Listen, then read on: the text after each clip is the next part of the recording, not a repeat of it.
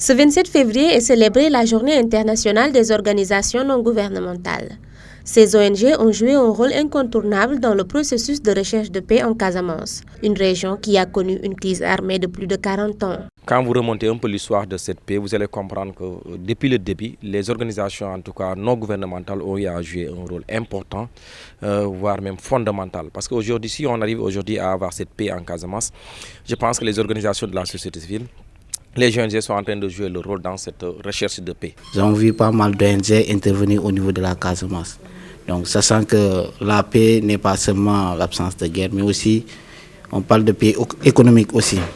De ce fait, beaucoup d'ONG ont contribué dans cette paix économique, ce qui a fait qu'aujourd'hui, je pense que beaucoup de populations ont bénéficié des apports de ces ONG, que ce soit des ONG humanitaires, des ONG de développement. Ces ONG sont également présentes dans l'accompagnement des populations impactées dans le conflit et qui manifestent le retour au bercail. Les ONG ont contribué massivement vraiment au développement et au retour de ces populations parce qu'il y a certains villages, il fallait qu'il y ait des appuis ponctuels, par exemple le forage de certains puits. Le processus de retour des populations est entièrement encadré par les ONG en termes d'accompagnement pour le déminage, mais aussi en dotant aussi ces populations qui souhaitent revenir dans leur village des infrastructures de base qui leur permettent en tout cas de s'installer. Cependant, nos interlocuteurs n'ont pas manqué de faire des suggestions pour l'amélioration de leurs interventions dans le sud du Sénégal. Il faut que les actions soient combinées, c'est-à-dire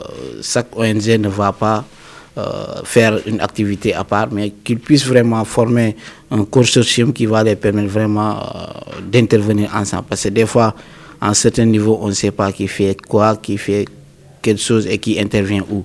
Donc, s'ils vraiment associent leurs actions, je pense que ça serait pour le bonheur de toute la population. Vous allez dans des localités où vous trouvez des ONG pratiquement qui font la même chose, alors que peut-être si on se retrouvait autour d'une table, discuter, peut-être que chacun pourrait faire quelque chose, l'autre va venir pour accompagner. Donc je pense que ça doit être une chaîne, chacun doit pouvoir jouer son rôle, mais en concertant, en initiant nos forces en tout cas pour permettre en tout cas à ces populations de pouvoir en bénéficier. À rappeler qu'une organisation non gouvernementale est une association à but non lucratif d'intérêt public qui ne relève ni de l'État ni d'une institution internationale. Elles interviennent dans des domaines aussi divers que les droits de l'homme, le commerce des armes, la lutte contre la corruption, le combat contre le sida et les pandémies, la construction de la paix, l'aide au développement et l'humanitaire.